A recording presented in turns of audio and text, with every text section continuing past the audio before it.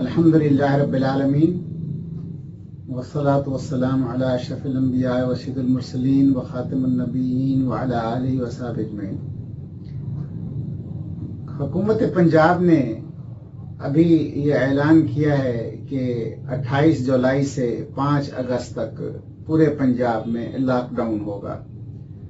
اور ماسوائے گروسری کے، کریانہ اور میڈیکل سٹور کے باقی تمام کاروبار اور مارکیٹیں بند رہیں گی۔ ہمیں انتہائی افسوس کے ساتھ یہ کہنا پڑتا ہے کہ حکومتی جو فیصلے ہیں اور جو پالیسی میکر ہیں وہ گراؤنڈ ریئلٹی سے بالکل نا آشنا ہیں۔ اس وقت صورتحال یہ ہے کہ چھوٹے دکاندار، بالخصوص ہنرمند لوگ اور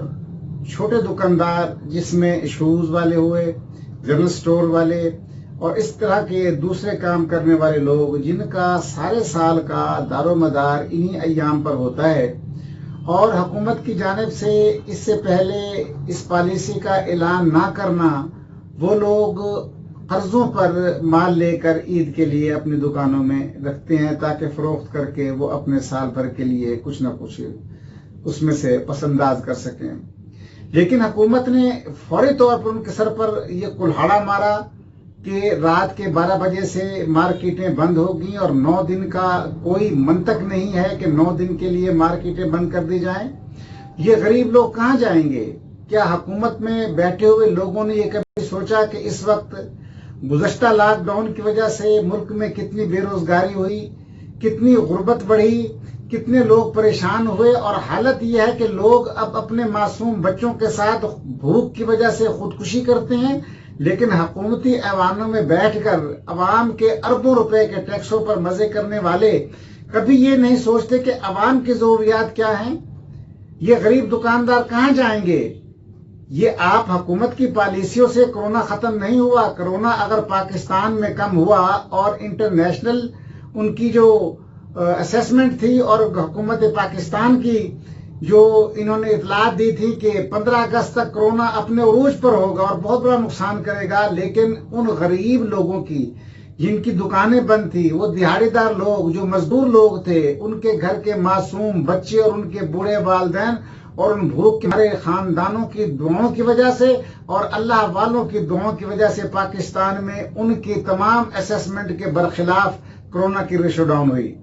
دوسری بات یہ ہے کہ جب تک لاک ڈاؤن چلتا رہا پاکستان میں، کرونا کی شرح میں اضافہ ہوتا رہا، لیکن جیسے ہی مارکیٹیں کھولی گئیں، اللہ نے پاکستان پر خصوصی احسان فرمایا اور دن بدن اس کی ریشو میں، کرونا کی ریشو میں وہ جو ہے وہ انتہائی کمی آتی گئی اور یہ مزید کمی ہوگی۔ حکومت پنجاب کو اپنے اس فیصلے پر نظر ثانی کرنی چاہیے۔ یہ ان غریب دکانداروں کا اور ہنرمندوں کا معاشی استحصال ہے۔ یہ غربت اور بڑھے گی، لوگ اور مقروض ہوں گے، پریشانیاں اور بڑھ جائیں گی، اور حکومت کی جانب سے کوئی بھی ان کو ریلیف نہیں دی جاتی۔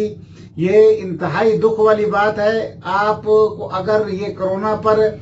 قابو مزید پانا ہے، آپ سے سمجھتے ہیں کہ لاک ڈاؤن کی وجہ سے ہے، تو یہ واضح کر دوں کہ یہ لاک ڈاؤن کی وجہ سے نہیں ہے، یہ اللہ کے احسان کی وجہ سے ہے۔ اس کا بہترین حل یہ ہے کہ SOPs پر عمل کرایا جائے،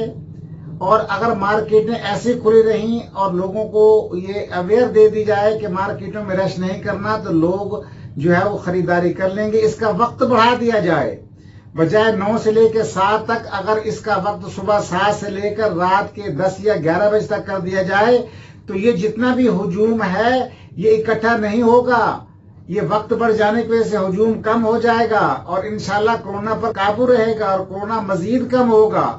لیکن اگر آپ نے لوگوں کا خیال نہ کیا تو یہ لوگ انتہائی پریشان ہوں گے، ان کا معاشی استحصال ہوگا،